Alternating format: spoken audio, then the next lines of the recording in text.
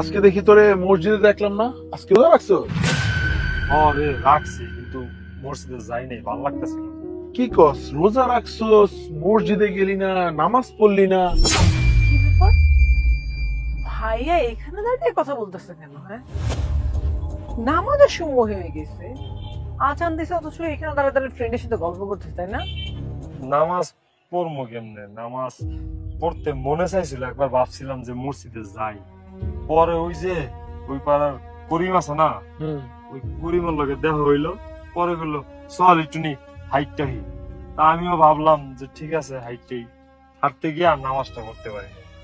আসলে কি জানোস, আমাকে না মুসলমানকে একটা সমস্যা, সারা মাস মনে কর যে নামাজ কালাম পড়ে না, এই রোজার একটা মাস এলো নামাজ কালাম পড়ে, কিন্তু তুই হেরাও করতেছিস। আরে কি বলে, ও রোজা নামাজ পড়তে যাবে? ওরে সকালবেলা এত করে ডাকলাম, সেরির জন্য ঘুম থেকে উঠাইতেই পারলাম না, আর সে নাকি 30টা রোজা রাখে, 5 ওয়াক্ত নামাজ পড়ে। রোজা থাকার মানে এই না যে তুই মনে কর যে সেহরি খাইলি আর ইফতার করলি, এটা মানে রোজা থাকে না।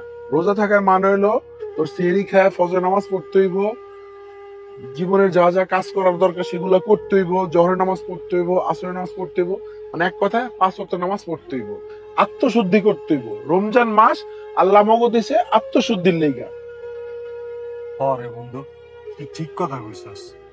আমি আসলে রোজা রাখছি ঠিকই, কিন্তু এই যে রোজা রাখলাম, একটা দিনও নামাজ পড়লাম না, সেহরি খাইয়া সাথে সাথে ঘুমাই যাই, আর 12টা বাজে ঘুমের থেকে উঠা পরে যে জোহরের নামাজ পড়মু ওইটাও পড়তে পারি না।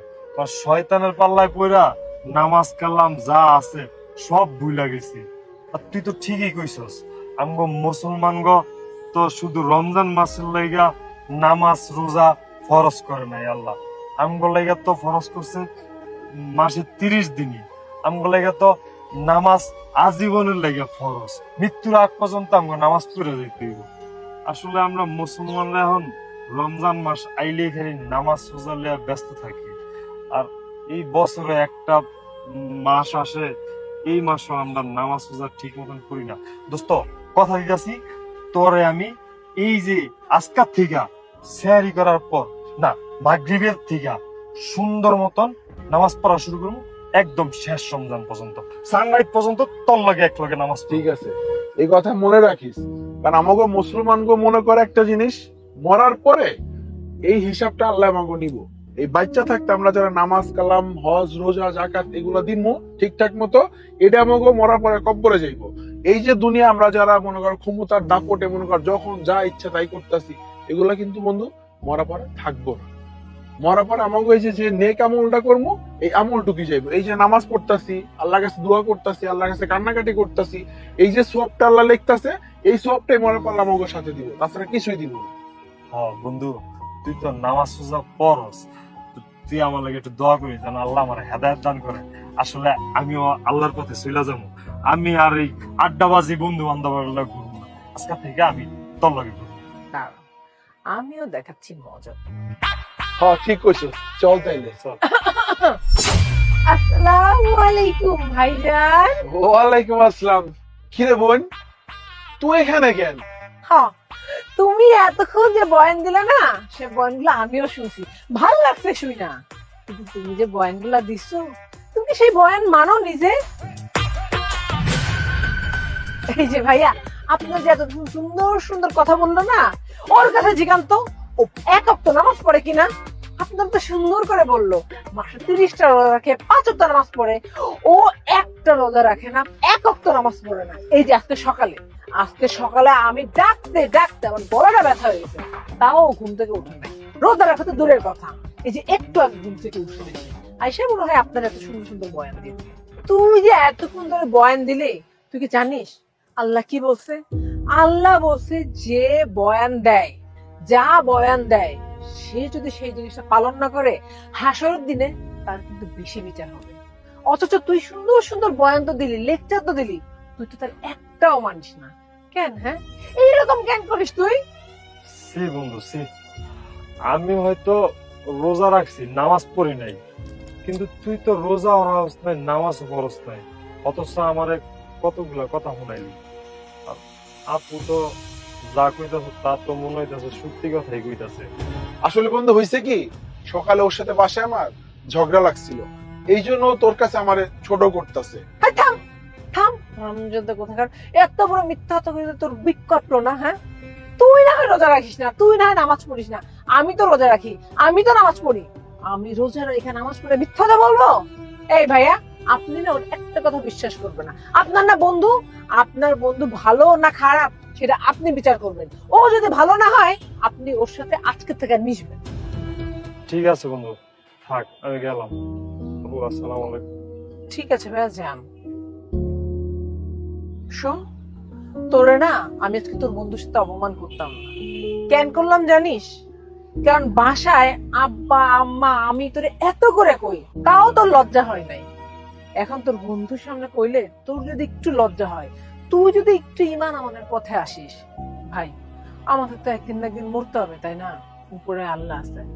তুই যদি রোজার মাসে রোজা না রাখিস, নামাজ কালাম না করিস, মরে গেলে আল্লাহর মুখ দেখাবি কেমনে? হ্যাঁ, জান্নাত পাইতে হইব না?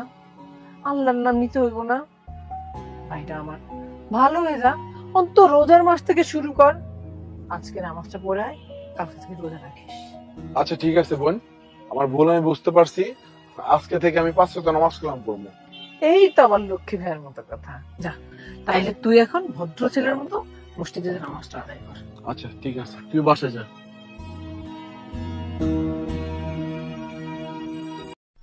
এই জুতোটা একটু সেলাই করে দিন তো।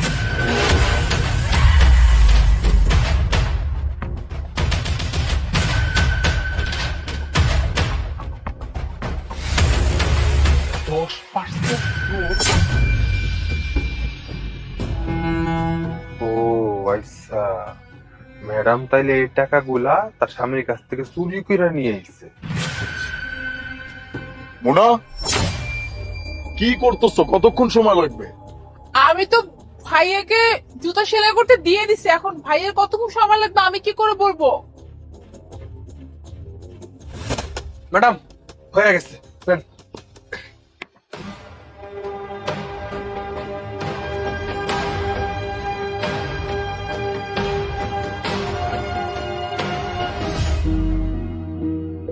ভাইয়া, আমার টাকাটা আমাকে দিন।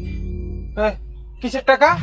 ভাই, একটু আগে জুতা সেলাই করার জন্য যে আপনার জুতার মধ্যে যে টাকা দিয়েছি, ওই টাকাটা আমাকে দিন।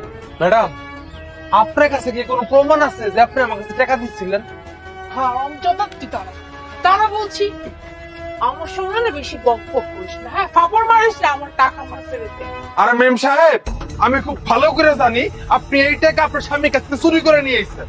দেখ, তুই আমারও সত্য সহ্য করিস না, আমার টাকাটা আমাকে ফিরিয়ে দে।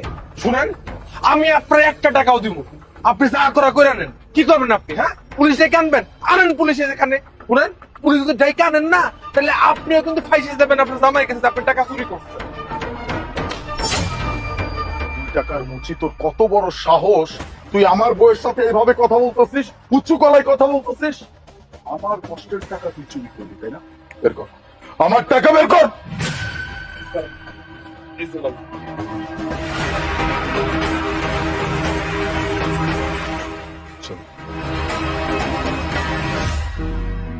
তুমি কি করে জানলে যে আমি টাকা চুরি করে ওই মুচিকে দিছি? আমি জানতাম না, তবে যখন তুমি ওই মুচিকে তোমার জুতাটা দিচ্ছিলে আর ওই টাকাটা দিচ্ছিলে তখন, আরে হ্যাঁ, আমি তোর কাছে আসতেছি, 1 ঘন্টা দাঁড়া, ওই যে বউয়ের সাথে একটু বের হয়েছি, কিছু কাজ আছে। হ্যাঁ, তুই ওই পেমেন্টটা নিজের কাছে রাখ, ওটা নিয়ে আবার ক্লায়েন্টের কাছে যেতে হবে। হ্যাঁ, আমি তোর ওখানে গিয়ে টাকাটা নিয়ে সোজা ক্লায়েন্টের কাছে চলে যাব। এখন তুমি আমাকে এটা বলো যে তুমি নিজের স্বামীর ঘরে নিজের স্বামীর টাকা কেন চুরি করছো? কি এমন দরকার ছিল তোমার? তোমার কোনো কিছুর দরকার পড়লে তুমি সেটা আমাকে বলতে, আমি করে দিতাম, আমি টাকা দিতাম। এমন কি দরকার পড়লো যেটার কারণটাই তুমি আমাকে বলতে পারতেছিলে না? এই টাকা আমি আমার ভাইকে দেওয়ার জন্য চুরি করেছিলাম। ভাই? আবার সেই ভাই? হ্যাঁ, তো কি করবো আমি বলো? আমি তো তোমার কাছে টাকা চেয়েছিলাম, কিন্তু তুমি তো আমাকে টাকা দাওনি। আর তুমি জানো আমার ভাইটার কি অবস্থা, ও কত খারাপ অবস্থায় আছে। ও ঠিক মতো খেতে পারতেছে না, একবেলা খেলে বাকি দুবেলা না খেয়ে থাকে। মোনা, আজকে তোমাকে খুবই তিক্ত সত্য একটা কথা বলবো, যেটা শুনতে খারাপ লাগলেও এইটাই সত্যি। এই যে তোমার ভাইয়ের এরকম খারাপ অবস্থা দেখতেছো না, এটার জন্য একমাত্র দায়ী হচ্ছে তুমি। হ্যাঁ, তোমার ভাই যখন তোমার কাছ থেকে টাকা চাই তুমি তাকে টাকা দিয়ে দাও কেন? ও, প্রথম অবস্থায় তো আমি নিজেও দিতাম, কারণ তার চাকরি চলে গেছিল, সে চলতে পারতেছে না, তার চলতে প্রবলেম হচ্ছে, এই জন্য আমি নিজেও দিচ্ছি। কিন্তু যখন দেখলাম দিনের পর দিন আমি এরকম টাকা দেওয়ার কারণে তার যে কাজের প্রবণতা এটা কমে যাচ্ছে, তখন আমি টাকা দেওয়া বন্ধ করে দিই। এমনকি আমি তোমাকেও না করে দিচ্ছি, মানা করে দিচ্ছি যেন তুমি তোমার ভাইকে একটা টাকাও না দাও। আজকে তোমার ভাই সময় মতো যদি টাকা না পেত নিজের হাতে, তখন ঠিকই তার কাজের প্রবণতা বেড়ে যেত, কাজকে সম্মান করতে জানত, কাজ করার যে একটা ইচ্ছা বা শক্তি এটা তার তৈরি হতো। কিন্তু সেটা হচ্ছে না শুধুমাত্র তোমার কারণে। যখন যেটা চাচ্ছে, যখন যত টাকা চাচ্ছে তুমি দিয়ে দিচ্ছ। আমার কাছে কি টাকা নাই? আমি দিতে পারবো না? আমি তো ইচ্ছা করে দিচ্ছি না, মানুষটাকে ভালো পথে নিয়ে আসো। আচ্ছা আমাকে একটা কথা বলো তো, আজ পর্যন্ত তোমার ভাই যতবার তোমাকে কল করছে শুধুমাত্র টাকার জন্য কল করছে, রাইট? তোমাকে কখনো কল করে এটা বলছে বোন তুই কেমন আছিস, বোন আমার একটা চাকরি লাগবে, দুলাভাইকে একটু বল যে আমার একটা চাকরির ব্যবস্থা করে দিক, বলছে? হ্যাঁ, তুমি সত্যিই বলছো। আমি আমার ভাইকে মাথা তুলে রেখেছি, কিন্তু আর না, আর আমি ওকে একটা টাকাও দিব না। ও নিজেরটা নিজে করে খাবে, নিজে ইনকাম করে তারপরে খাবে, আমি ওকে একটা টাকাও দিব না। আর আমি তোমার কাছে মাফ চাইতেছি, আসলে আমি টাকাটা চুরি করে অনেক অন্যায় করছি, আমাকে তুমি মাফ করে দাও। It's okay.